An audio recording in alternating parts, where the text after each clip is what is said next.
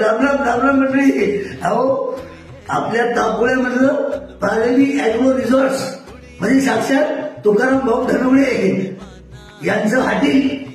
अहो काय सांगायचं रिसॉर्ट आहे, काय रिसॉर्ट आहे. अहो आता एकदम भारी एसी रूम केल्यात आणि नुसतं ते नाही, स्विमिंग पूल बी केलाय, लहान मुलांना खेळणी आहे, मोठ्या माणसांना कॅरम खेळायला आहे. काय नाही म्हणून विचारा.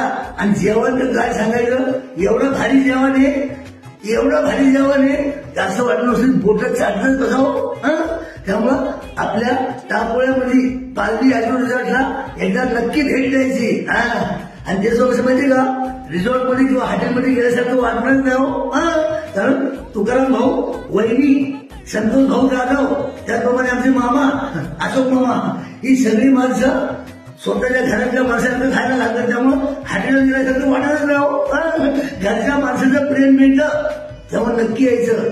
पालवी ॲग्रो रिसॉर्ट्स तुकाराम भाऊ धनवडे यांचं.